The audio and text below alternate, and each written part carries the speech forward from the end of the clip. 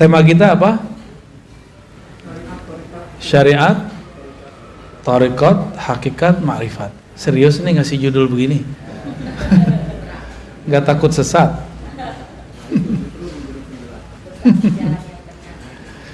Baik, syariat, thariqat.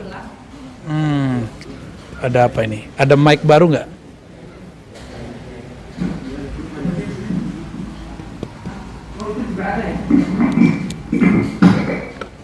Ini nggak ngefek. Ini kayaknya belum. Nah, itu ya. Oke, gini aja ya. Baik, Bapak Ibu yang berkahi Allah, biar nggak gantung di sini, Pak. Nggak enak, rasanya enak. Nabi SAW tidak pernah menyebut pembagian-pembagian begini secara eksplisit seperti ilmu-ilmu yang lain. Sebagaimana tidak ada pembagian hadis sahih, hasan, dhaif. Sebagaimana tidak ada pembagian usul fikih menjadi fikih, tidak ada pembagian ilmu tafsir. Semua pembagian itu tidak ada. Ya. Siapa yang membagi ini? Para ulama. Karena Nabi itu datang satu paket. Nabi datang satu amalan itu mencakup 4 unsur, mencakup semua ilmu. Semua amalan Nabi ada syariatnya, ada tarikatnya, ada hakikatnya, ada ma'rifatnya. Jadi jangan sampai lagi ada pertanyaan konyol mengatakan, emang ada syariat, tarekat, hakikat, ma'rifat di zaman Nabi? Nah, itu pertanyaan konyol itu. Nanti kalau dibalik gimana? Emang ada hadis sahih, hasan, dhaif di zaman Nabi? Kan nggak ada. Jadi jangan bertanya yang konyol-konyol. Sok kritis tapi nggak pakai data. Sok kritis tapi nggak rasional. Lalu bagaimana kalau mau nanya? Kalau kita mau mengkritisi sesuatu, kuasai dulu yang mau dikritisi itu apa. Inilah pesan berat yang dulu diturunkan oleh Imam Abu Hamid Al-Ghazali yang wafat tahun 505 Hijriah. Sekarang 1434 ya. Apa kata beliau? Kalau engkau mau mengkritisi sesuatu, memuji sesuatu, maka kuasai dulu sesuatu itu apa. Dan ini beliau lakukan sendiri. Imam Al-Ghazali ketika hendak mengkritisi filsafat, dia pelajari 2 tahun, lalu dia review selama 1 tahun. Jadi 2 tambah. Dan dia menulis dalam masa itu. Belajar, dia ulang, petakan, dia review, kemudian dia tulis 3 tahun genap. Jadi Imam Ghazali baru kemudian mempublikasikan kritiknya terhadap filsafat setelah 3 tahun mendalami filsafat. Kita sudah berapa tahun mendalami satu istilah, lalu kemudian mengkritisinya. Jangan-jangan kata orang, katanya nggak boleh kata orang, ya harus kata Allah dan Rasulnya. Ya, jika ada orang mengatakan itu batil, coba tunjukkan bahwa pembagian ini batil, ada nggak? Kan nggak ada. Syariat itu ada di Quran istilahnya, syir'atan wa minhaja. Itu ada di Quran ya. Syir'ah, syariah, itu ada di surah Al-Ahqaf. Apa arti syariat? Syariat itu artinya yang syariah itu jalan. Syariah yang dijalani. Bisa begitu ya. Bisa juga diartikan jalan itu sendiri. Jadi sebenarnya syariat dan tarekat itu artinya sama. Syariat itu jalan, tarekat itu jalan. Syuru' arti bahasa Arabnya syuru' itu artinya proses. Syara' artinya hukum yang mesti dijalani. Ya, syara' hukum yang mesti dijalani. Kalau di kampung saya ada ungkapan begini, adat bersandikan syara', bukan syariat, syara'. Sama, maksudnya sama. Ternyata di Jambi juga sama, di Riau saya dengar sama. Di Aceh sebagian ada yang ngomong begitu juga. Di Malaysia juga ada yang menyebutkan kalimat itu. Adat bersandikan syara. Berarti bukan hanya satu suku aja. Nggak tahu siapa yang duluan, itu tinggal klaim-klaim sejarah aja ya. Kalau klaim sejarah biasanya mulai rasis. Saya nggak mau rasis. Kita diciptakan oleh Allah lita'arafu, supaya kamu saling berbagi ilmu, saling kenalan, tidak boleh rasis. Oke. Jadi syariat artinya apa? Jalan. Tapi bedanya apa dengan thariqat? Syariat itu biasanya diartikan jalan yang zahir.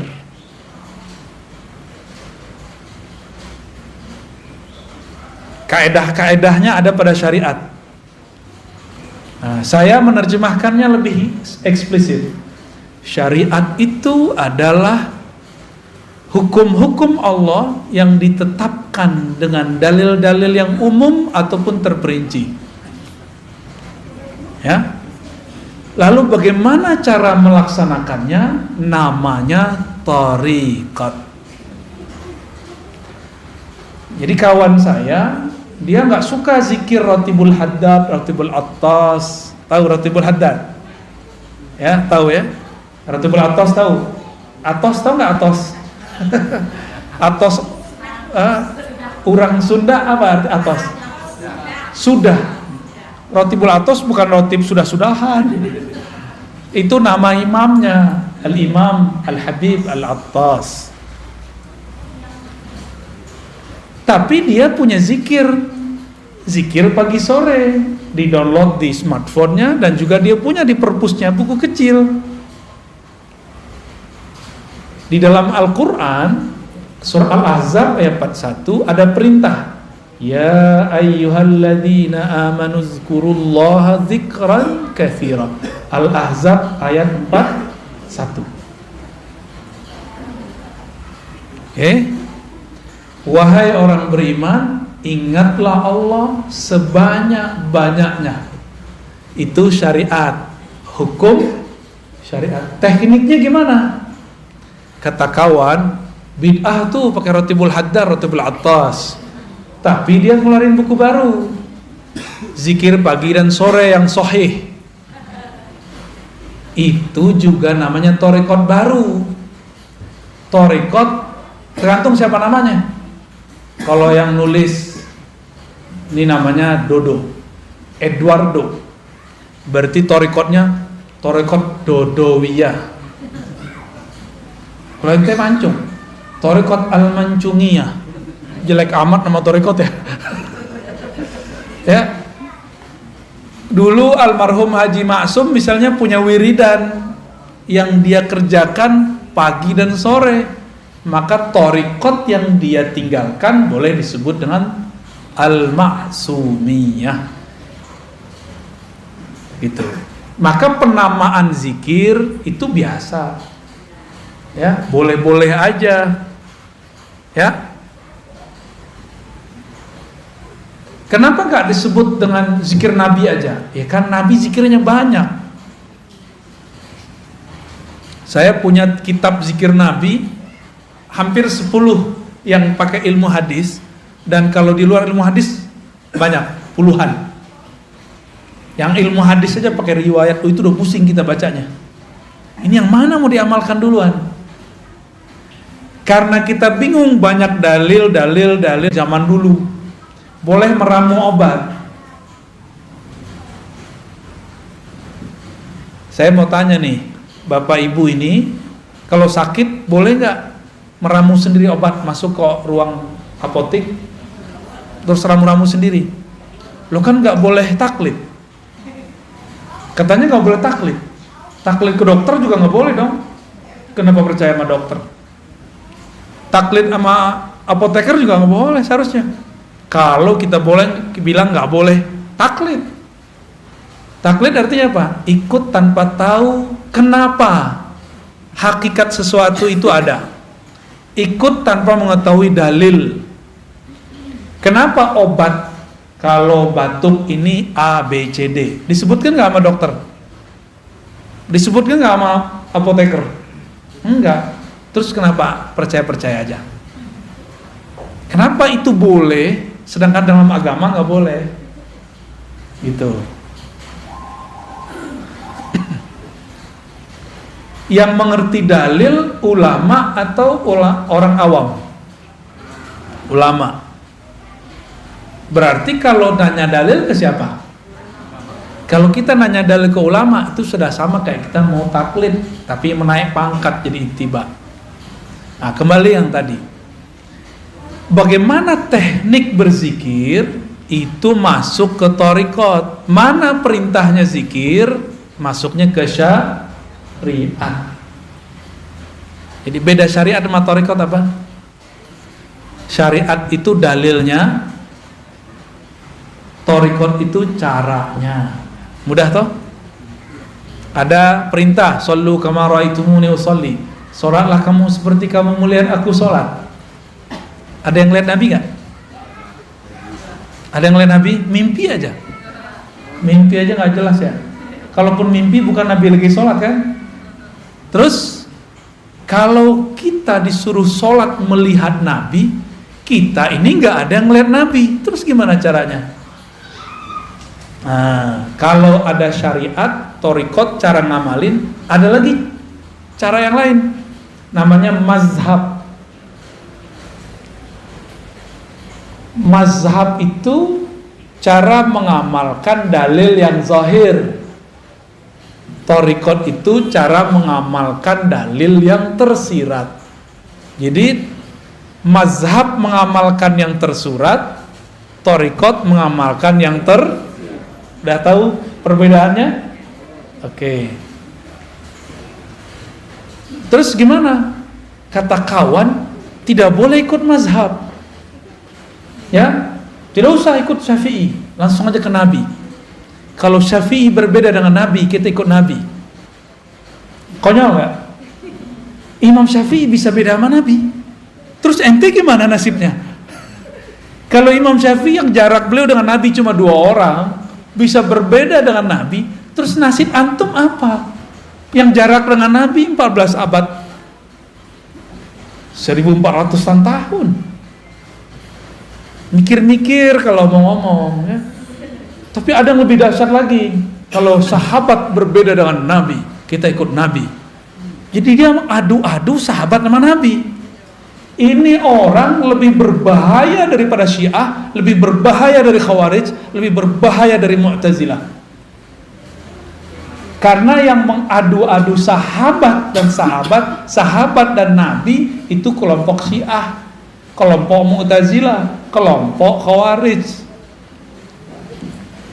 Kelompok Syiah bilang para sahabat pengkhianat, merampok, mencuri, mengambil pemerintahan yang Nabi wariskan kepada anaknya, mantunya, lalu diambil oleh mereka.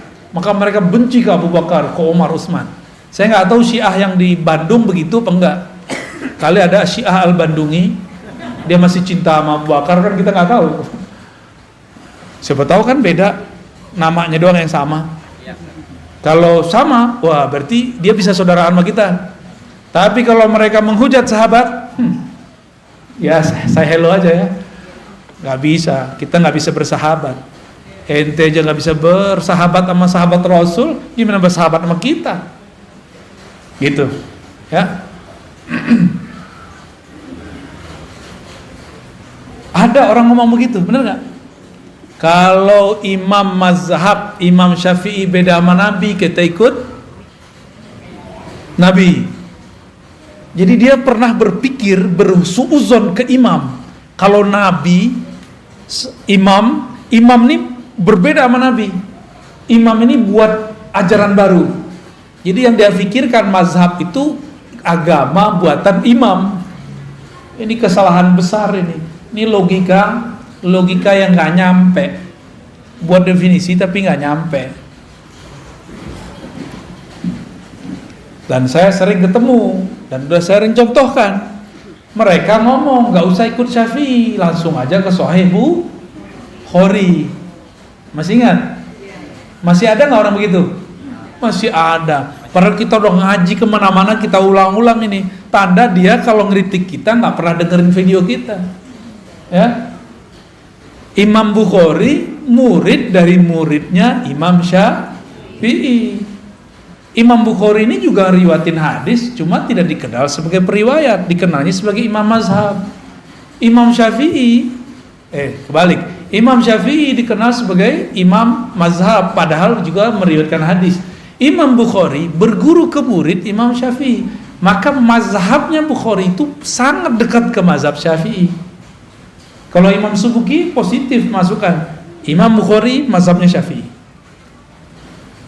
Udah positif belum masukkan. Karena pas kita presentasi kan, ajaran Imam Bukhari hampir dekat dengan mazhab Syafi'i. Lebih tua mana Imam Syafi'i, Imam Bukhari? Lebih dekat mana ke Nabi, Imam Bukhari atau Imam Syafi'i? Jadi kalau kita ikut salaf, lebih orisinal mana, ikut Syafi'i atau Bukhari? Tuh, itu namanya mazhab. Mazhab ini berkembang, tapi di samping kirinya ada thariqat juga berkembang. Dulu ada namanya Imam Hasan Al-Basri. Imam Hasan Al-Basri punya murid namanya Habib Al-Ujaimi. Ada muridnya Daud At-Tai. Daud At-Tai punya murid Ma'ruf Al-Kharqi, Sarri Sabti. Lalu Imam Junaid Al-Baghdadi. Maka dulu disebut thariqat Junaidiyah. Apa nama thariqatnya? Junaidiyah. Tapi thariqat ini lebur, banyak cabangnya. Cabangnya ada thariqat Naqsyabandi, ada Qadiriyah, ada Khalwatiyah, ada Suhrawardiyah, ada macam-macam nama thariqat pecahan daripada Imam Junaid.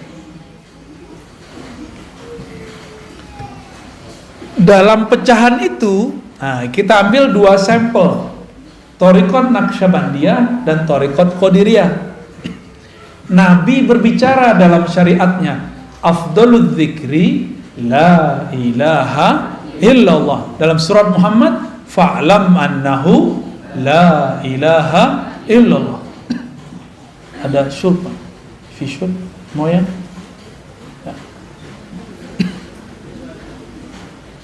Air al-maksum, ada nggak? Pakai bahasa Arab gak paham, Anda bilang Moya al-maksum. Maaf merepotkan ya. Gak usah pakai gelas, duduk gini aja. Duduk gini aja. Oke. Bismillah.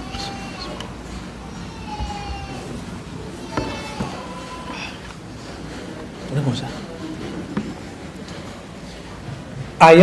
Ayat ini syariat nih. Fa'lam annahu la ilaha illallah, surat Muhammad ayat 19. Ada dalil dari hadis, afdaludz dzikri la ilaha illallah. Zikir yang paling nikmat, paling lezat, paling afdal, paling bermutu, paling jitu, itu adalah la ilaha illallah. Terus caranya gimana? Coba antum baca la ilaha illallah. Biasa aja kan? Coba baca la ilaha illallah. Ada yang tahu. Ketahuan tuh kalau sudah berarti dia ngambil thariqat udah tuh. Tapi kalau la ilaha illallah, itu belum tuh. Saya tahu dari suara aja kita ngerti. Apalagi kadang-kadang kalau sudah dihentakkan ke dalam kolbu ini kan bercahaya kalau disebut nama Allah. Itu terasa tuh cahayanya, gitu. Dan memancar di wajah. Ada wajah keasikan. Karena afdaluz zikri, zikir paling enak, paling nikmat la ilaha illallah. Kalau orang Sunda, makanan paling enaknya apa? Karedo. Bener Pak? Tempe. Santri dia nih ya, Batagor apalagi. Ini yang ngomong orang Padang. Tadi orang Sunda yang ngomong. Kayaknya yang lebih sohor orang Sunda nih. Bener, karedok. Oke. Karedok kalau cara buatnya ditonton di YouTube, buat sendiri, beda gak dengan emak-emak kita yang dulu buat? Beda. Kenapa beda? Suka enak aja. Thariqatnya, tekniknya, Maka thariqah itu teknik. Beda warung, beda rasa, bener. Bahan sama. Bahannya apa aja? Kucing. Tuh. Kalau saya makan keredok saya nggak nanya. Yang penting enak, gitu. Teh yang penting buatnya enak.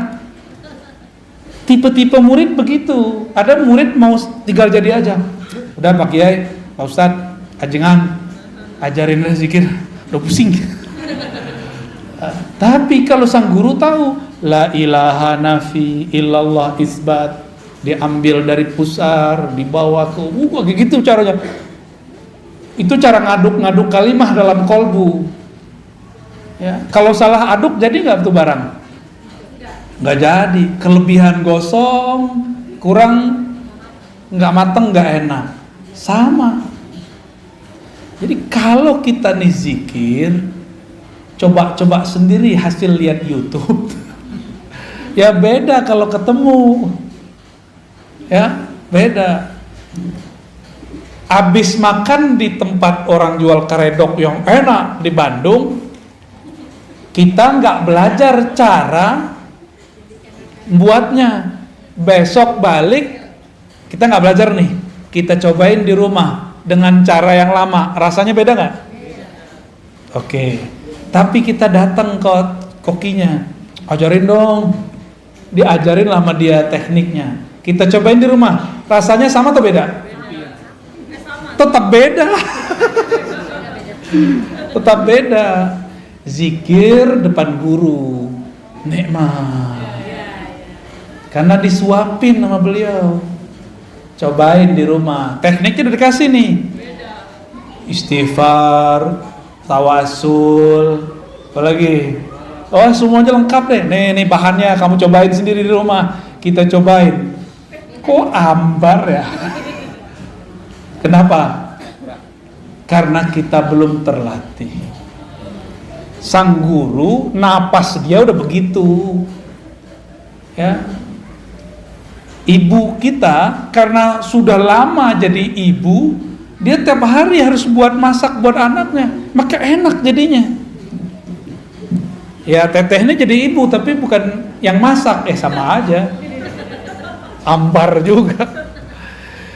Saya kan orang Padang, itu suka mengamati rasa rendang. Sama-sama resto A, tapi beda tukang masak, kokinya beda rasa. Padahal mereknya sama. Ya, sama-sama rendang loh ya. Padahal bahannya sama. Itu namanya thariqah. Beda cara adukannya, beda teknik membuatnya. Masukin daging ke dalam santan aja itu ada timingnya. Bener? Emang begitu. Sama. Kadang guru nih nafsu punya murid. Belum saatnya dimasukkan daging kalimatullah ke dalam kolbu murid, udah dikasih-kasih aja. Namanya obral. Obral zikir. Janganlah diobral zikir. Ini kalimah thayyibah. Ini kalimah mahal. Afdalul dzikri la ilaha illallah. Pelan-pelan.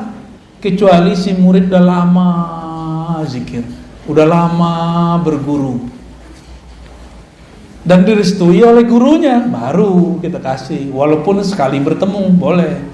Cuma baru kemarin sore hijrahnya udah minta talqin aja ya. Kan orang kebanyakan pengen begitu. Tunggu dulu ya. Mau makan, kita mau makan nih. Piring kita kotor, diapain dulu? Langsung makan? Langsung masukin karedok? Ya. Ya, dicuci dulu. Dilap dulu, itu namanya taubat. Kolbu ini kan tempat, kalau kita nih maksiat pakai mata, pakai telinga, itu di kolbu tuh nodanya banyak. Itu harus dibenerin dulu. Baru nanti kalimah la ilaha illallahnya masuk ke dalam kolbu dan dia tidak ada halangan. Masuknya nikmat. Tapi coba jus stroberi, enak nggak? Cuma di dalamnya ada dahak. Di gelasnya ada dahak, gimana? Rasa jelly ya? Apa rasa apa? Dawet ayu. Warnanya berubah. Mau? Kan nggak mau. Jusnya enak, tapi di dalamnya sudah ada yang menjijikkan. Kita nggak bisa menikmati. Inilah yang terjadi pada murid yang dia talqin zikir sebelum kolbunya dibersihkan. Pembersihan kolbu cukup istighfar dan taubat, sederhana aja. Pengakuan kepada Allah nggak perlu kepada guru, ke Allah aja. Cukup Allah yang tahu masa lalu kita. Gak usah kita kemudian tanya, sampaikan kepada orang. Ya, semua kita ini kan punya masa lalu yang gelap. Bahkan mungkin ya pelangi-pelangi, kadang gelap, kadang terang, gitu ya. Ya inilah kita, kira-kira begitu. Kita emang begitu, mau gimana lagi? Maka saya nggak percaya ada orang suci 100% kecuali Nabi Muhammad Sallallahu Alaihi Wasallam, kecuali para nabi. Nggak percaya saya selain mereka. Kalau mereka emang maksumuna, dijaga oleh Allah. Kalau almarhum Haji Maksum namanya Al-Maksum, beliaunya nggak maksum. Benar Pak Cepi? Pernah dimarahin nggak Pak Cepi? Tuh, dokter aja bilang pernah marahin. Menurut pandangan Pak Cepi sebagai anak, ayah pernah salah nggak? Pernah Pak tuh, namanya Al-Maksum benar. Maksud saya apa? Label-label A, B, C, D tidak akan merubah subjeknya. Kita bilang nih, inilah ajaran Rasulullah, inilah yang paling murni, ini langsung dari salafus soleh. Belum tentu, itu kan klaim aja. Inilah yang paling benar, inilah thariqah yang paling sahih, kan klaim. Iklan kecap. Ya, nomor 1 terus. Oke? Itu baru thariqah tuh. Udah mulai paham? Sama-sama karedok tapi beda teknik, beda koki, hasilnya beda. Sama-sama thariqat qadiriyah tapi beda mursyid, beda guru, beda mentor, beda murabbi, beda hasilnya, beda enaknya. Dan jangan salahkan para salik, para penikmat ini, dia sedang memburu restoran ruhani, namanya Naqsyabandiyah. Siapa dulu kokinya? Siapa dulu pimpinan dapurnya? Siapa dulu pemiliknya? Ya. Apalagi sudah beda menu. Naqsyabandiyah menunya beda dengan Qadiriyah. Di Naqsyabandiyah zikir lembut dulu, baru zikir keras. Nggak ada keras juga sih, zikir bersuara aja. Di Qadiriyah zikir keras dulu, la ilaha illallah, gitu kan? Kalau di Naqsyabandiyah enggak, mata dipejam, lidah dikunci, sebutlah selembut-lembut mungkin nama Allah. Kayak kita bermanja-manja kepada sang kekasih bernama Allah. Beda nggak? Beda, badan lemes-lemesin. Kalau di thariqah qadiriyah enggak, kalau perlu tangan dikepal. Dulu saya belajarnya begitu. Kepal tanganmu, ya.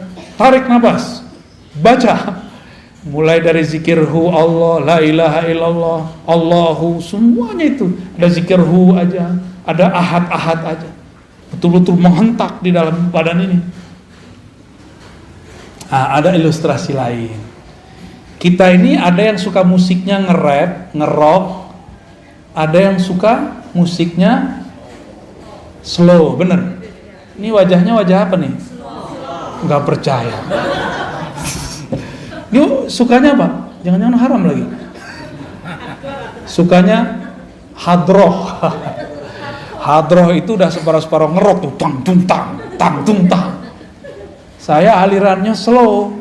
Jadi kalau datang ke hadroh, saya request yang lembut dikit ya, gitu. Karena kalau denger duh. Dulu masih muda banget, seneng. Dulu thariqah qadiriyah, thariqah samaniyah yang saya pelajari, kita seneng kalau zikir keras. Apalagi kalau dikasih duk-duk. Allah, la ilaha illallah. Waduh, nikmatnya bukan main. Kalau seminggu itu nggak ada zikir keras, kayaknya dunia ini hambar. Dulu begitu. Belakangan umur udah nambah, ya senangnya yang adem-adem, yang lembut-lembut, tapi tidak anti zikir keras. Memahami zikir keras ini beda gitu. Cari senangnya yang lembut-lembut.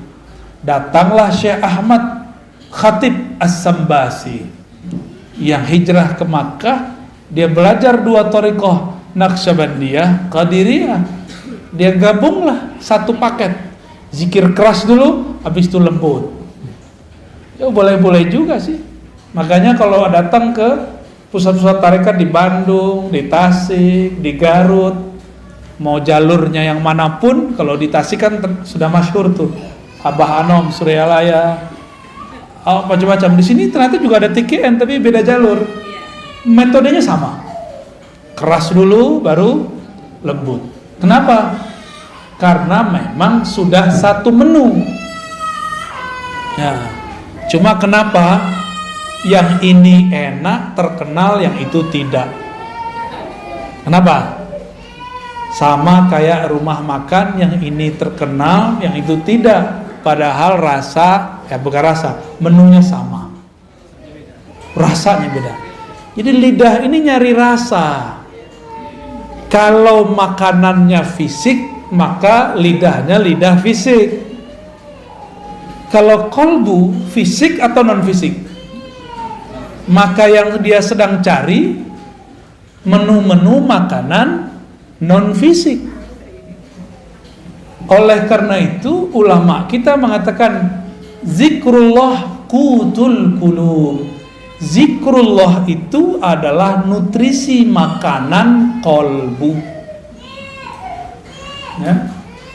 Zikrullah makanan kolbu. Saya mau tanya, mau nggak tiap hari dikasih karedok teh? Bapak Ibu, mau nggak tiap hari dikasih apa biasanya? Nasi liwet.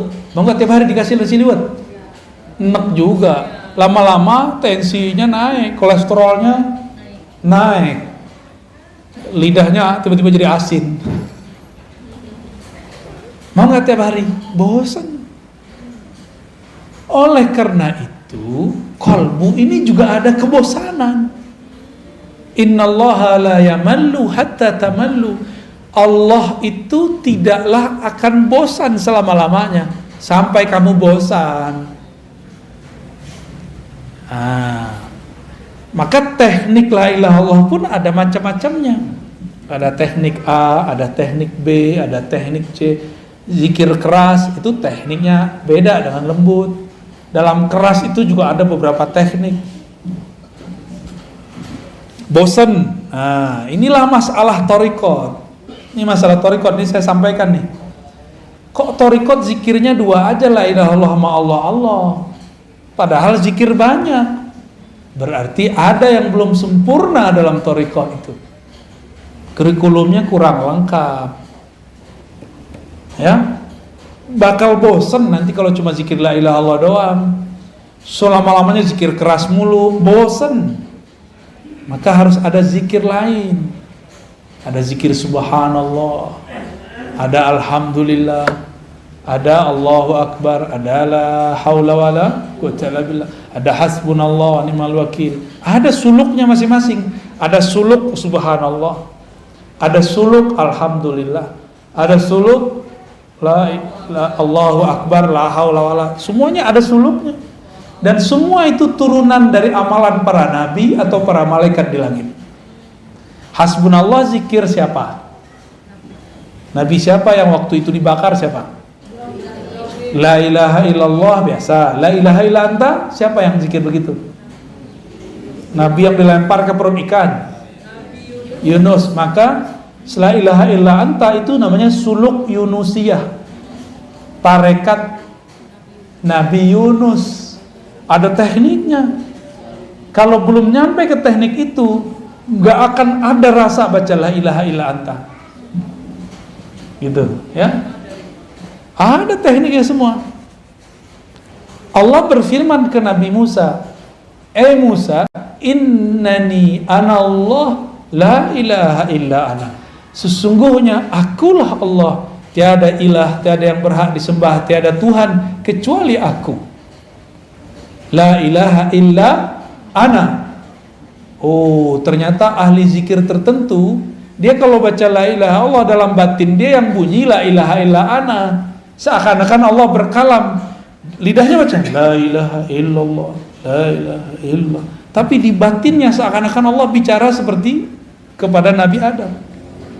Itu semua nggak bisa dibuat-buat. Itu semua ada kurikulumnya, ada tekniknya. Kalau seorang mursyid belum mendapatkan tekniknya, dia pun haram mengajarkannya. Dia harus belajar lagi ke mursyid yang lebih tinggi. Di atas mursyid ada mursyid, di atas dokter ada dokter spesialis. Ya, begitu terus. Ada tahapan-tahapannya. Ini kita baru ngomongin thariqat. Teman saya psikolog, itu kalau mau terapi orang nggak langsung terapi. Ada namanya conditioning. Bener? Dikondisin dulu nih orang, baru berhasil. Sama kalau kita mau mengajarkan zikir atau mau belajar zikir, kondisikan dulu pikiran. Walaupun banyak masalah, minimal pas belajar masalahnya ditaruh dulu, gitu ya. Jangan dibawa masalahnya dalam belajar, nanti nggak fokus. Oke? Itu thariqah. Jadi thariqah terjemahannya apa? Jalan atau teknik mengamalkan dalil yang tersirat. Kalau fikih mazhab, teknik cara mengamalkan dalil yang apa kata dalil tersurat? Jika kamu hendak sholat, maka takbirlah, angkatlah tanganmu. Kita takbir, Allahu Akbar. Rasanya ada nggak? Kalau tidak belajar thariqah, rasanya hambar. Gitu. Ya hambar aja. Apalagi orang yang belajar sholatnya lewat buku atau YouTube, lewat video, ya salam. Nabi bilang, sholatlah engkau seperti engkau melihatku. Kita nggak lihat Nabi, maka kita harus cari orang yang ketemu Nabi. Siapa yang ketemu Nabi? Ada nggak? Ya udah, cari guru yang ketemu Nabi. Kita datanglah ke guru yang ngajarin sholat. Kita tanya, antum ketemu Nabi nggak Pak Kiai? Pasti dia bilang tidak, paling mimpi doang. Terus tahu dari mana sholat? Saya punya guru. Gurunya kita tanya lagi terus sampai ke sahabat Nabi. Jadi jarak kita sama Nabi udah 14 abad. Berarti caranya sudah mungkin ada tambahan, ada pengurangan. Supaya tidak ada tambahan dan pengurangan, wajib lewat mazhab. Supaya nanti kita nggak salah kira. Kita kira orang berbeda sama kita menambah atau mengurangkan. Jadi kenapa ada kelompok sekarang suka nyala-nyalain ibadah kita? Karena dia belajar fikih bukan lewat mazhab. Mereka anti mazhab. Maka di luar mereka bid'ahkan, gitu. Ya, bahaya nggak tuh? Bahaya sekali. Jadi salah satu musibah di umat ini munculnya kelompok anti mazhab. Secara rohani, musibah bagi umat ini munculnya kelompok anti thariqat. Akhirnya zikir hambar semua. Dia baca zikir pagi sore tapi nggak ada efeknya dalam hidupnya. Dia sholat, ruku, sujud, tapi tidak ada natijah rasa yang dia dapat setelah membaca. Kata orang-orang ini, sholat nih, mohon maaf kalau jidannya ada hitam, ya. Jidan hitam itu boleh-boleh aja. Cuma bukan itu yang dimaksud. Simahum fi wujuhim min athari sujud. Ada tanda bekas sujud di jidat mereka, di wajah mereka, wujuhihim, karena bekas sujud. Saya udah putar-putar nyari riwayat, adakah jidat Nabi itu hitam, nggak ketemu. Meskipun berjidat hitam boleh, nggak ada masalah kan, emang mungkin kulitnya agak sensitif, orangnya juga sensitif, lengkap sudah. Terus apa yang dimaksud tanda sujud? Tanda sujud saya sering sebutkan, orang sujud kepalanya di mana? Di bawah apa? Di bawah tempat paling kotor di alam semesta. Nih, tempat buang air kecil. Ya walaupun bajunya bagus, walaupun bedaknya Masya Allah, bajunya oke, tapi bagian situ bau nggak? Nggak enak kayak ngomongin begitu ya. Tapi emang itu bau, udah selesai. Sekarang ditaruh di bawahnya. Gimana? Maka yang disebut athar sujud, bekas sujud adalah hilangnya kesombongan seorang hamba. Itu baru disebut bekas sujud. Jadi siapakah yang sujud kepada Allah? Orang yang sudah melepaskan kesombongannya, ego-egonya, merasa sok pinter, sok alimnya, sok solehnya, sok merasa paling benernya, dia buang sudah. Karena yang merasa sok bener di sini, bener. Yang merasa pinter mana? Yang merasa bergelar ini. Yang merasa manhajnya, mazhabnya paling bagus, thariqatnya paling keren ini. Kalau ini nggak mungkin. Ini maka ditaruh di bawah. Jadi asarus sujud adalah kerendahan hati. Efek dari sujud adalah rendah hati. Gimana? Udah rendah hati belum? Lagi belajar. Kadang-kadang jujur, mending jujur begitu. Berarti sholat kita ini sudah benar belum?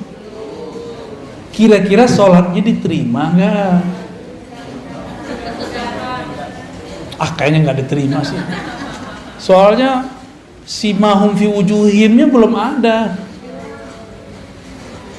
Karena puncaknya sholat ketika kepala di bawah. Di saat itu tidak ada lagi ego, tidak ada lagi sombong.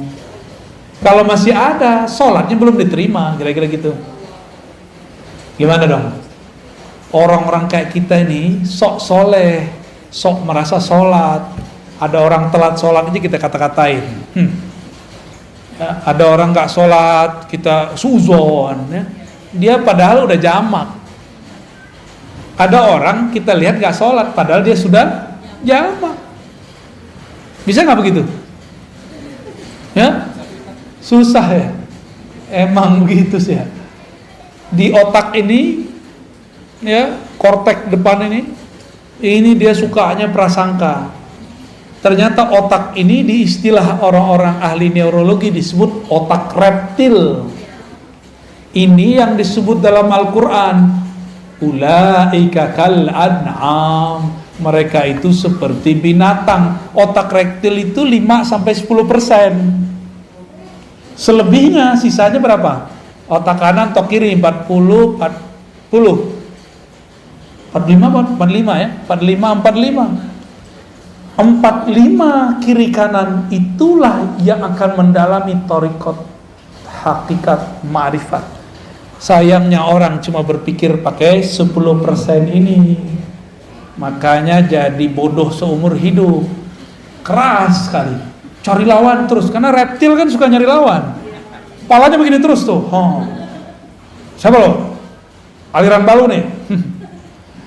Jadi setiap kali ada kelompok baru, kepalanya seperti reptil. Kalau nggak menghindar, ngelawan. Begitulah terus. Ulaika kal an'am. Nyalak mulu. Ya? Maka di Quran disebut seperti kalbun. Seperti si kuku. Jika engkau biarkan yalhas, jika kau perhatikan yalhas, engkau apa-apain yalhas. Yalhas tuh lidahnya begitu mulu. Auzubillah min dzalik. Kita ini jangan-jangan baru sujud fisiknya, belum sujud. Kita baru sujud fikih, mazhab, belum sujud thariqat. Kalau sudah sujud thariqat, tahu tekniknya. Kalau engkau sujud, rendahkan egomu, hancurkan egomu, hinakan jiwamu di hadapan Allah. Dihina-hinain benar. baru berbuah namanya tawadu. Tawadu rendah hati namanya hakikat. Ya, jadi hakikat itu buah dari orang dari tarekat. Zikir, ala bidzikrillah tatmainnul qulub. Ketahuilah hanya dengan menyebut nama Allah hati jadi tenang. Cara nyebutnya gimana? Ada cara nyebutnya. Gimana cara nyebutnya? Nama ala bidzikrillah, hanya dengan nyebut nama Allah. Nama Allah siapa? Ya Allah. Gampang tuh? Bismillah. Gimana cara nyebutnya? Allah. Gitu cara nyebutnya? Enggak. Ada tekniknya. Ya. Itu yang mahal. Ya, harus pakai talqin.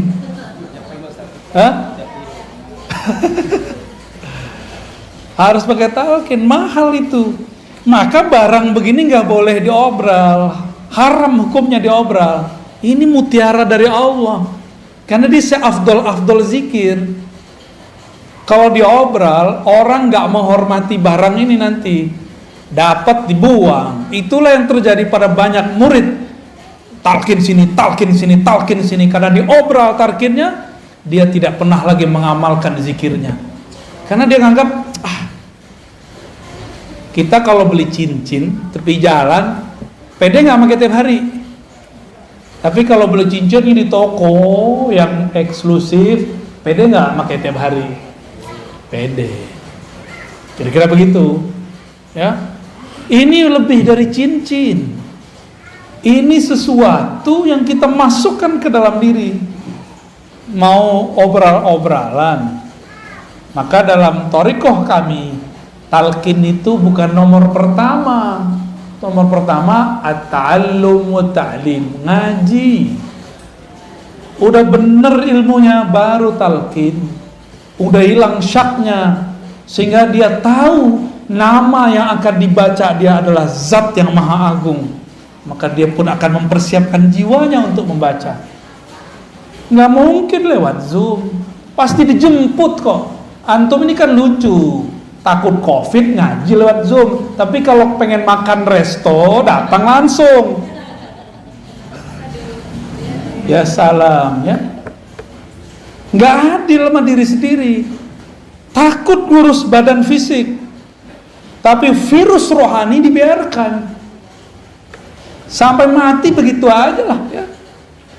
Rasain aja terus. Nggak ada perkembangan dalam batin kita. Nggak adil. Innallaha yuhibbul muqsitin. Allah senang sama orang yang adil, yang proporsional, jelas. Lagi pengen sama karedok ya, datang ngantri lagi, masuknya pakai masker, pas makan mungkin nih ditutup nih, mam bisa nggak? Kan nggak bisa. Makan pakai masker bisa nggak? Gaya-gaya doang pakai masker. Ya, pas mau makan pasti dibuka, hilanglah social distancing. Kenapa antum nggak takut? Giliran mau ngaji dempet-dempet dikit takut. Nggak percaya kalau pas ngaji ada rahmat turun, ada malaikat rahmat. Itu di antara antum banyak sekali malaikat rahmat. Itu sampai ke atas sana. Nggak ada virus berani masuk. Masuknya paling pas masuk mall tuh, ya, yang disalahin pengajian sama masjid. Malaikat itu kalau ada orang duduk di tempat zikirnya, lalu doa, Allah marhamhu, ya Allah rahmati dia, selamatkan dia, jagalah dia. Malaikat kalau doa mustajab nggak? Dia nggak pernah dosa, ya, masih takut? Hah? Nggak takabur loh ya, nggak boleh takabur, tapi insya Allah, ya, yang adil sama diri. Ini bukan nyinggung yang nonton online sama Zoom ini. Kalau yang karena jarak kita maklumi. Ini masih di kota Bandung. Ya, saya aja datang dari Jakarta, masa antum di sini Zoom, gaya bener. Ya, sok higienis, sok jaga badan tapi nggak jaga rohani. Makanya sampai nanti nggak akan ada peningkatan spiritual. Nih saya marah-marah nih sekarang sore ini nih, tapi marah saya begini-gini aja, ya. Mau sampai kapan begini terus? Ya, maka yang hadir kita apresiasi dengan baik. Semoga Allah meridhoi antum lebih kenceng daripada yang udah jelas dia di samping sini masih pakai Zoom, gaya bener. Giliran makan ke kantin dempet-dempetan, ya. Betul-betul nggak adil ke dalam diri, ya. Nggak adil. Saya prihatin melihat seperti ini. Kalau mau protokol kesehatan lengkap, prokes-prokesan yang adil semuanya, ya, semuanya rapi. Siap-siap hidup merana. Udah divaksin juga, ya. Terus untuk apa dong kita divaksin, ya? Protes ya, tuh, ya. Pak pemerintah, semua orang udah bosen. Orang udah bosen semua. Tapi gimana lagi? Ke depan kita harus pakai aplikasi segala macam lah. Jadi yang pakai fingerprint, dulu kan kantor punya print. Kalau sekarang semua orang harus punya peduli lin, nggak hanya fingerprint, dicolok hidungnya. Kita ikutin aja mainnya, ya. Yang penting kalimah Allah bertahta di dalam kalbu, ya. Yang penting ketenangan muncul di dalam jiwa. Harus muncul di dalam jiwa. Jika dilakukan zikir berdasarkan tekniknya, sama dengan orang makan karedok, makan rendang sesuai dengan takarannya, cara masaknya, udah pas sudah. Kalau juga masih belum terasa, jangan-jangan bukan menunya yang salah, tapi lidahnya sedang sariawan. Paham ilustrasi ini? Kalau kita nih belajar zikir, gurunya sudah oke, tekniknya sudah lengkap, tapi belum juga menikmati zikir. Jangan-jangan kolbu kita sedang bermasalah, seperti mulut lagi sariawan gak menikmati makanan. Saya kira cuma orang Padang yang pedes, orang Sunda cabai rawit gak dicampur apa-apa, giling. Gimana? Udah? Pernah nyoba? Doer gak bibirnya tuh? Gak berani. Tuh orang Padang gak berani, orang Sunda berani. Pantesan lebih pedes dari kita, ya gak? Maaf, canda-canda. Itu torikot. Hasil dari bertorikot, tenangnya kolbu dalam berzikir, namanya hakikat. Kita punya kesimpulan, punya hikmah. Oh begini ya kalau zikir dikerjakan secara benar, hasilnya begini. Kita tahu metodenya, tahu teorinya, paham hikmahnya. Ini namanya hakikat. Ya, jadi hakikat itu pengetahuan yang diperoleh setelah menjalani hakikat. Tapi hati-hati, tidak semua pengetahuannya tepat. Maka di atas hakikat ini harus ditingkatin lagi. Si hakikatnya harus diuji. Karena hakikat ini pengetahuan, tapi pengetahuannya terpisah. Zikir la ilallah rasanya ini, zikir hu rasanya ini. Itu namanya hakikat. Terpisah-pisah. Beda zikir, beda rasa. Umroh sama puasa, beda nggak rasanya? Keasikan umroh haji berbeda dengan keasikan tahajud, benar? Pilih mana? Sama-sama pegel loh kaki, tahajud, sama-sama tawaf. Kenapa orang lebih sering memilih umroh? Padahal mau ketemu Allah di rumah juga bisa. Nggak mesti ke Ka'bah kali. Kenapa? Karena menu. Orang bosan satu menu. Rasa, ada rasa yang didapat di dalam umroh beda dengan rasa yang dapat dalam tahajud. Rasa ini menghasilkan pengetahuan. Pengetahuan inilah yang disebut ilmul yakin. Ilmu yakin. Paham? Kira-kira? Dhamma lainnya hakikat. Sehingga kita punya keyakinan Kalau aku baca ini, aku yakin begini. Itu orang udah punya hakikat. Maka orang yang sudah mengerti hakikat, jika ada orang bersyariat sholat 1000 rakaat, dia cukup 2 rakaat, itu udah sama.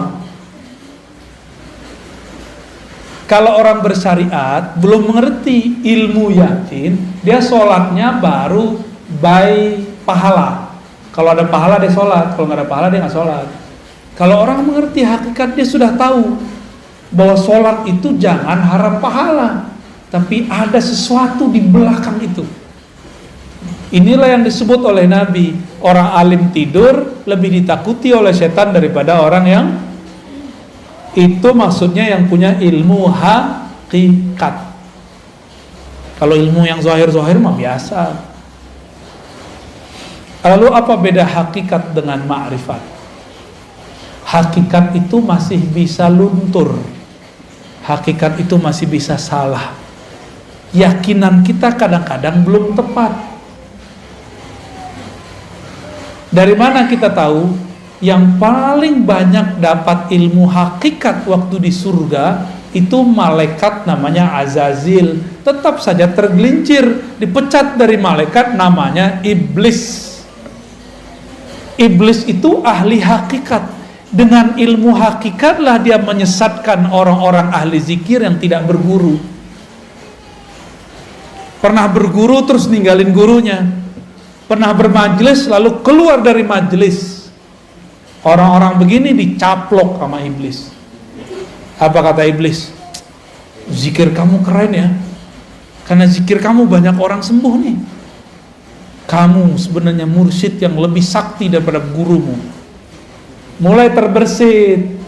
Kita lebih sakti dari guru. Tuh, kena tuh dah. Pernah nggak ngelihat ada orang begitu? Ya, murid kiai besar buat tarekat baru. Ini nasib dia ini. Keluar dia dari halaqah. Karena terbersit dalam hatinya, dia lebih sakti dari gurunya. Dia nggak sadar gurunya sedang pura-pura nggak bisa. Ngetes dia aja. Guru pura-pura nggak bisa ngeruqyah, nggak bisa. Oh, saya nggak bisa doain air, pura-pura aja. Bukan berarti dia nggak bisa. Dia nguji antum itu. Ngerasa sakti nggak melebihi guru. Banyak yang terpedaya di situ.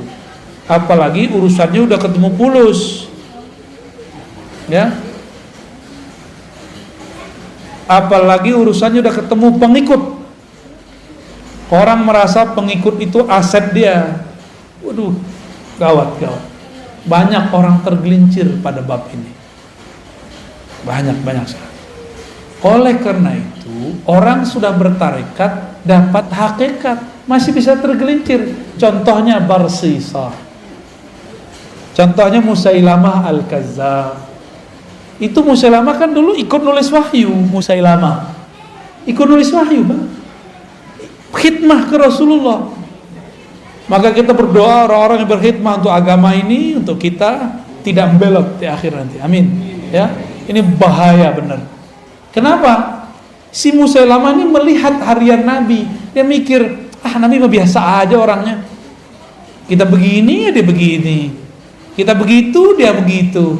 Akhirnya dalam pikiran apa? Nabi ini orang biasa kayak. Kejadianlah sekali, ada penulis wahyu selain Musailamah. Nabi turun ayat kepada Nabi. Tapi Nabi gak bacakan semua. Nabi masih tertegun, keasikan membaca ayat. Si penulis wahyu ini diizinkan Allah terbuka tarbir rohaninya. Dia dengar Jibril baca ayat. Surat Al-Mu'minun itu tentang penciptaan alam, penciptaan tubuh kita. Fatabarakallahu ahsanul khaliqin. Dengar dia. Terus dia konfirmasi ke Nabi, ya Rasulullah, lanjutan ayatnya ini bukan? Saya barusan dengar ada Jibril baca. Kata Nabi, benar.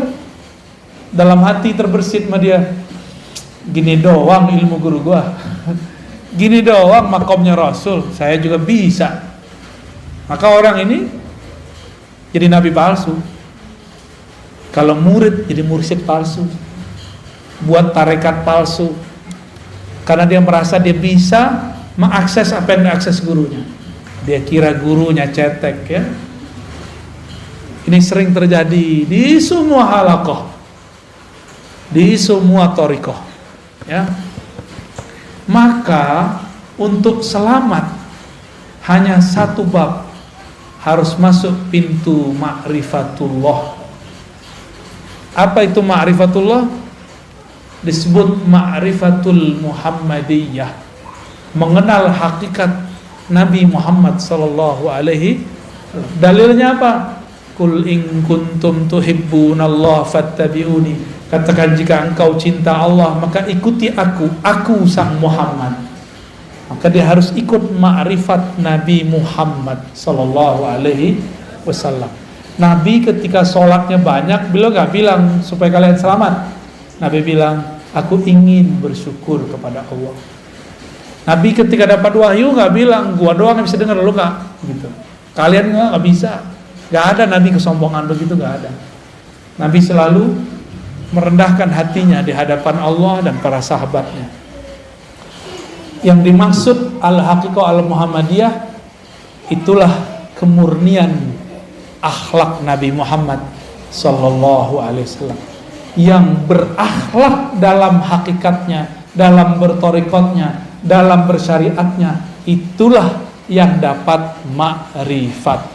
Dan tidak sedikit kita dengar ada orang ketemu orang semakin tinggi teori ma'rifatnya semakin sombong.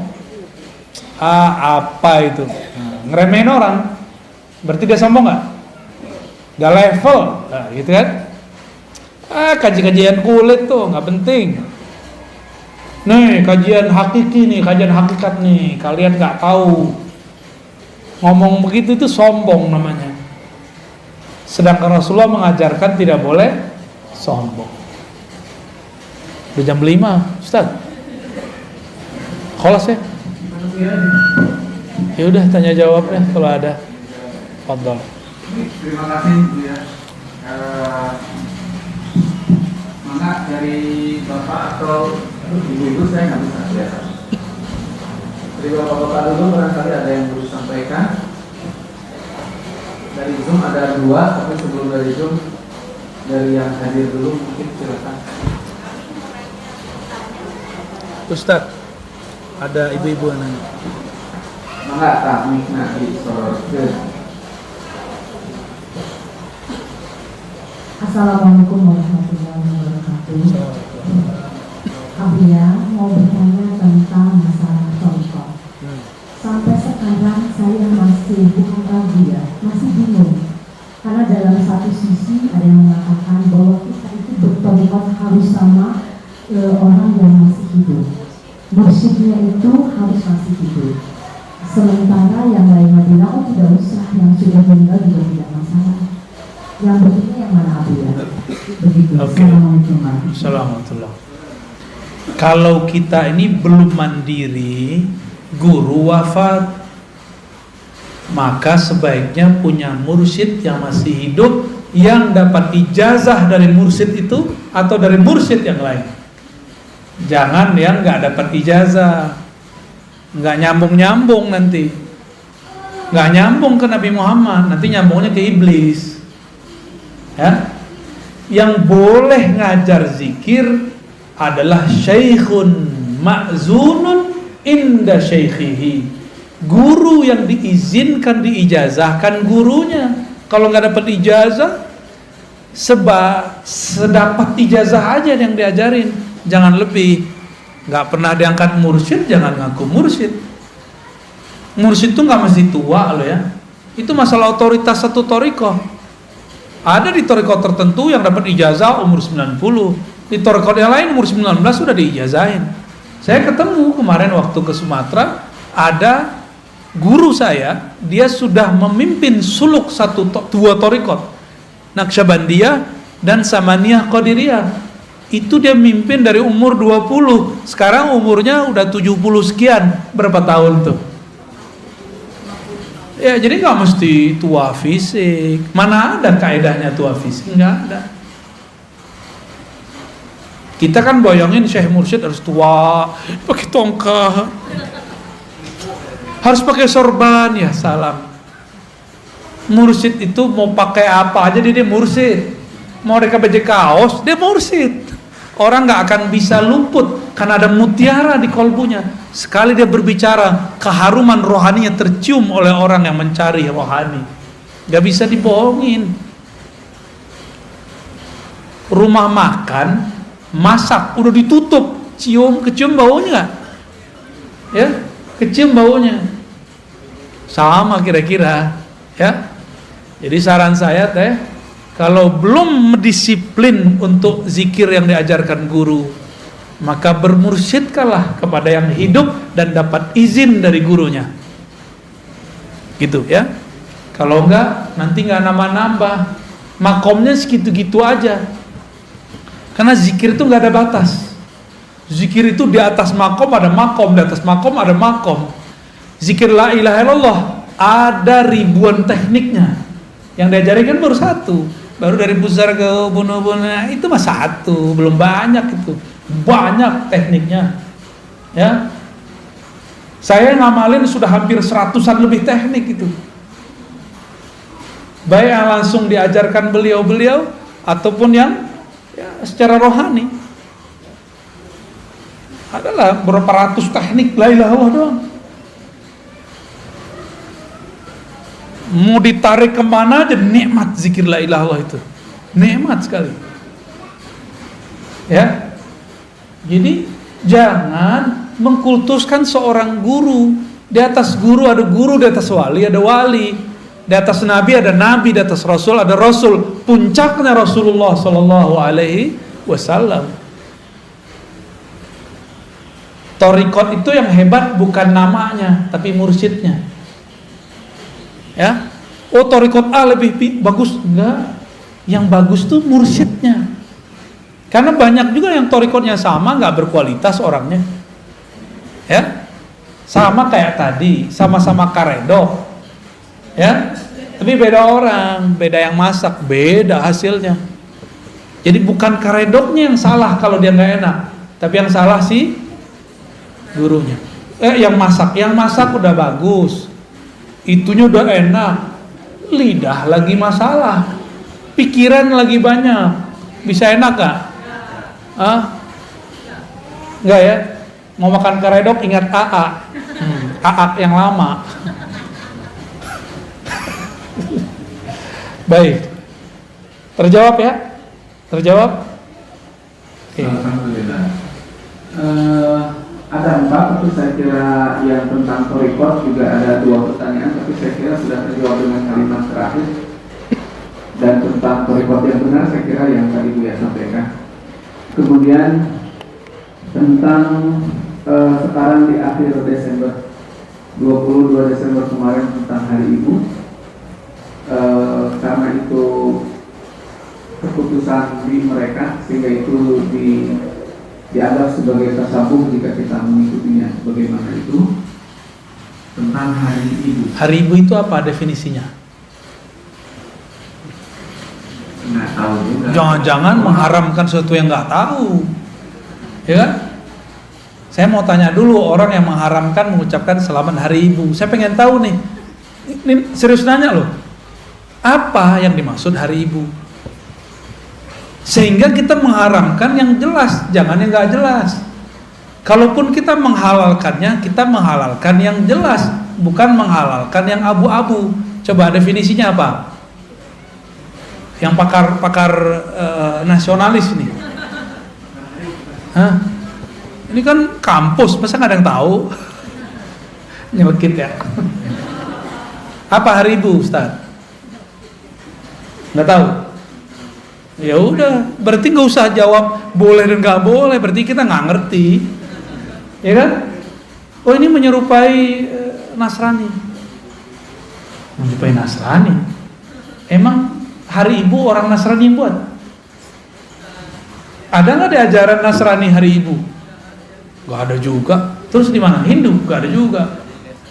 Itu urusan apa? Ini mungkin.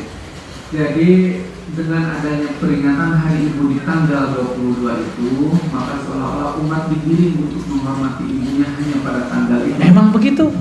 Ya, sedangkan isi pertanyaan Oke, good. Berarti ada orang yang mendefinisikan hari ibu, dia buat definisi sendiri.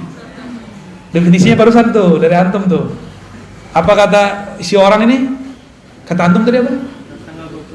Tanggal 22 Seolah-olah menghormati ibu hanya pada tanggal itu sehingga umat tergiring untuk ke situ di hari Oke, mereka. sekarang kita tanya sama yang menetapkan hari ibu tanggal 22. Apakah begitu maksud dia? Enggak, coba buka sendiri kan udah ada googling.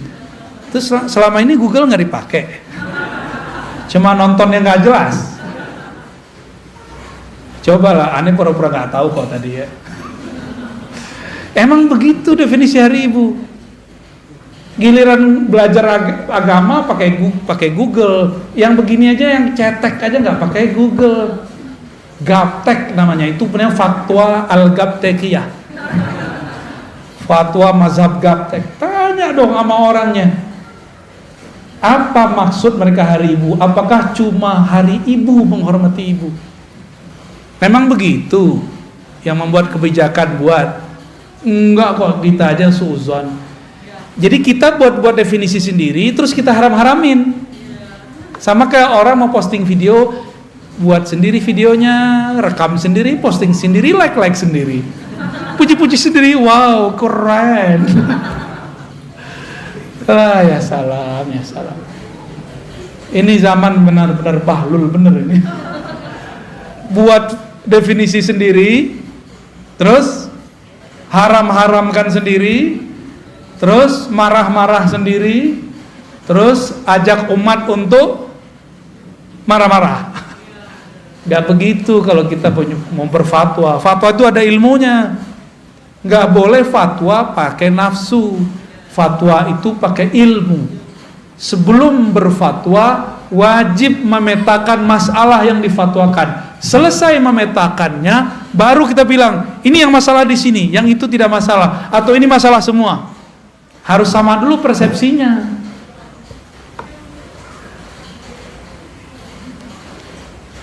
Orang Muhammadiyah punya Islam berkemajuan, NU Islam Nusantara, di Wasliyah ada Islam apa kemarin? Waktu kita ke Wasliyah, saya lupa ada istilahnya. Di Medan kemarin, orang Persis gimana? Islam apa? Islam murni. Pasti adalah jargon-jargon gitu. Benar? Ada orang buat definisi Islam Nusantara itu Islam sholat pakai bahasa Jawa. Ntar kalau yang benci Muhammadiyah, Islam berkemajuan, nanti sholatnya pakai bahasa Inggris, maju. Emang begitu? Saya buat definisi sendiri, terus saya salah-salahin orang, diketawain nggak? Jadi kalau kita mau menentang, menerima, mengamalkan sesuatu, tanya definisinya kepada yang punya barangnya. Namanya tabayyun. Idja'akum fasikum binaba'in fatabayyanu. Itu Ustaz ya. Jadi gimana? Boleh nggak hari ibu? Ya? Harus. Ya. Berarti hari ibu bukan menggiring umat hanya menghormati ibu, hari ibu saja, benar? Ya. Kalau begitu definisinya ada masalah nggak? Tapi kalau definisinya hari ibu adalah hanya hari itu aja menghormati ibu, itu baru nggak benar. Tapi ternyata definisi itu nggak ada kan? Nggak ada. Ya sudah udah beres kok. Kita aja yang cari-cari masalah, rame-rame sendiri, tengkar-tengkar sendiri. Ngundang masalah. Emang ada bahasa Arabnya bahsul masail, cari-cari masalah. Jangan-jangan pertanyaannya masalah ya? Bener, ya lanjut. Yang satunya lagi juga saya kira harus dibahas dalam bahsul masail. Tapi yang saya akan bacakan tentang thariqah aja. Apakah saya boleh ikut thariqah Buya? Banyak tadi yang harus diikutinya 100 lebih ya. Masya Allah. Jadi gimana dong? Itu pertanyaan antum kali. Thariqat saya ngaji. Jadi ngaji aja dulu. Ngaji dulu, 1, 2 ngaji. Antum hafal nggak? Yang kedua apa? Hah? Tuh, baru lupa. Ini khidmahannya aja lupa. Apalagi antum. Ya? Khidmah. Yang ketiga baru talqin. Jadi saya nggak mentalkin kecuali saya lihat orangnya sudah berkhidmah baik ke perjuangan thariqah atau ke umat. Kita lihat dia. Atau dia sudah berkhidmat jauh untuk dirinya. Ada orang datang dari mana-mana. Dia udah lama ngaji, udah mentok. Kita lihat khidmatnya bagus, kita talqin. Tapi itu nomor 3. Bahkan nomor 4. Terus apa lagi? Sholawat. Maka orang ikut thariqat kami nggak punya sholawat, keluar aja ya. Kita sholawat minimal 313. Atau kalau nggak bisa 100 pagi 100 sore. Tuh, nggak bisa juga ya 10 pagi 10 sore, nggak bisa juga. Nggak bisa juga. Udah diskon tuh. Ya, thariqat ad-diskonia. Suwe. Terus apa lagi? Mujalasalatul sholihin, duduk bersama orang soleh, bergaul dengan orang soleh. Kita ini kan gak soleh, kita ini masih rusak. Supaya kita ini terbentuk dengan kebaikan, maka carilah komunitas orang baik. Jangan-jangan kita lah yang merusak komunitas yang lama. Ya, jangan bilang tuh komunitas itu jahat tuh, aku kalau di sana pasti rusak. Kita yang merusak mereka. Nih teman saya nih ada mantan nih. Kalau dia nggak ada, kata temannya nggak ada lo nggak ada rame, nggak ada dia nggak mabuk orang. Nggak ada dia nih, orang nggak mabuk.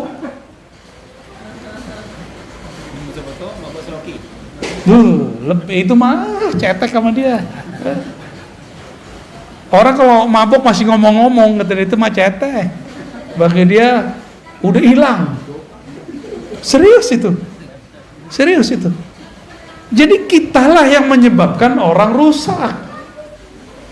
Karena muka kita ini muka syahwat, ya kan? Muka bejat lah muka kita ini. Saya ngomong ke dalam diri saya sendiri. Bahwa di dalam diri ini ada kebejatan, ada kenakalan. Saya ngomong begini bukan untuk antum saja, untuk diri saya sendiri. Karena gejolak itu masih ada dalam diri saya. Karena wajar umur masih belum terlalu tua, masih muda dong. Iya, masih seger lah. Gejolaknya kuat. Lebih berat saya kali daripada antum. Saya ketemu banyak orang, macam-macam warna kulit, macam-macam, pusing kita. Tapi kalau karena di dalam ini jorok mikirnya. Kalau dalamnya bening jadinya. Kalau dalamnya oke, keluarnya oke. Ya. Jadi tuduhlah, katakan ke dalam diri, wahai jiwaku yang penuh dengan kemunafikan, jangan engkau tuduh orang lain munafik. Itu sebabnya kita perlu berkumpul dengan orang-orang soleh. Orang soleh bukan soleh pakaian. Pakaian tidak pasti. Soleh dalam artian solihun, yang sesuai lahir dan batinnya. Itu bahasa Arab. Soleh itu sesuai, lahir batinnya sesuai. Ya, baik. Apa thariqat terakhirnya apa? Hah? Salamatus sadar, nggak nyimpan dendam, benci, suuzon, buruk sangka kepada orang lain. Bisa nggak? Hah? Ada tekniknya. Ya, apa lagi masih ada? Adab. Susah kalau sendiri, kalau berguru gampang. Ya. Ajari aku. Ya, itu kurikulumnya itu ada 7, ya, ada 7. Dari situlah kita kemudian bergerak. Ya, sekarang marhalahnya baru 1, 2, 3, 4 ini muter-muter. Ya, ta'lim, ta'lum, khidmat, talqin, udah. Ini masih yang concern. Jadi kenapa orang thariqat masih busuk-busuk hati? Karena dia nggak nyampe ke salamatus sadar, cuma zikir-zikir doang. Zikir kalau belum istighfar, tambah banyak zikirnya, tambah besar dendam dan sombongnya. Jadi harus ada zikir pembersih, ada zikir menaikkan makom. Kalau belum dibersihkan dengan istighfar dan tobat, udah zikir la ilallah, ya kan naikin makom. Dia naik, nodanya juga naik. Tubuh pohon ini berkembang, benalunya nggak dipotong, tambah gede pohon, tambah gede juga si benalunya. Maka carilah guru yang bisa membersihkan parasit dalam diri kita. Parasit itu ya menjalar dalam jiwa. Semua kita itu sama. Ya. Mungkin nggak mursyid punya penyakit hati, mungkin, tapi dia tahu cara ngobatinnya. Kalau antum dikit aja nggak tahu caranya, ya, kira-kira begitu ya. Oke, pertanyaan terakhir, ya, apa ada lagi? Ini kita sering di belakang ada juga tuh. Ada, tuh di belakang tuh. Oh, di apa? Bukan di belakang antum, ada hantu. Masya Allah. Ya, Alhamdulillah sebagai senangnya. Ya, sila mau dikasih ke belakang? Masih ada di belakang, Pak? Terakhir ya dari Ibu ya. Ya, mangga. Assalamualaikum warahmatullahi wabarakatuh. Assalamualaikum.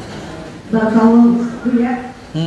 Saya termasuk yang selalu menyimak ceramah Ustaz di YouTube. Gak ada hantam Pak Ustaz. Torikot YouTube ya. Tapi sekarang jangan ya, udah langsung. Alhamdulillah. Ini saya mau bertanya Ustaz, apakah seseorang bisa ma'rifatullah tanpa tahu nama ruhnya? Saya tahu itu dari YouTube, dari Ustaz. Dan apakah yang boleh mengenal nama ruhnya itu hanya orang-orang tertentu saja, atau siapa saja boleh tahu? Baik, Terima baik. kasih Ustaz, kalau bisa saya mau. Ini dosisnya ada dosis 1000 ini. Oke. Ilmu tentang nama ruh ada pada bab keempat. Berarti ada bab 3, ada bab 2, ada bab 1. Bab 1 ini awal. Bab pertama namanya Ma'rifatul Asma. Mengenal nama-nama Allah. Makanya talqin zikir pasti nyebut nama Allah. Orang begini masih bisa kenal Allah tanpa nama ruh. Ya. Jadi 1, 2, 3 dapat diperoleh tanpa nama ruh. Tapi yang keempat itu ma'rifatuz zat, hanya dapat diperoleh oleh ahlur ruh, orang yang punya nama ruh, jika dia ikut suluknya ruh. Dan itu baru saja dibuka ilmunya, ya. Masih panjang jalannya ini, masih panjang. Sekarang yang ada torikot itu 3 yang pertama, yang 4 belum. Belajar ma'rifatul asma, itu nomor 2. Bab kedua, nomor pertama. Nomor bab kedua, ma'rifatul af'al, mengenal perbuatan-perbuatan Allah, cara kerja Allah. Dan yang ketiga, ma'rifatus sifat, mengenal sifat. Sampai nomor 3 itu tidak perlu mengenal, tidak wajib mengenal nama ruh. Bisa semua. Ya, nanti Allah kasih sendiri, mungkin potongan depan namanya. Allah yang ngasih tahu. Atau dia mimpi ketemu Rasul kasih nama dia. Saya ketemu beberapa mursyid yang dia sampai dikasih nama oleh Rasulullah. Tapi biasanya cuma depannya aja. Nama itu ada rangkaian-rangkaian namanya. Karena nama itu diambil dari karakter Nur Muhammad yang memancar dari Ahmad. Warna, ini cahaya ada warnanya nggak? Kita bilang ini cahaya terang, perih di mata atau teduh? Cahaya ini perih, benar. Maka kita sebut cahaya ini perih, cahaya ini tajam. Itu nama dia, nama cahayanya. Tapi menerangkan nggak?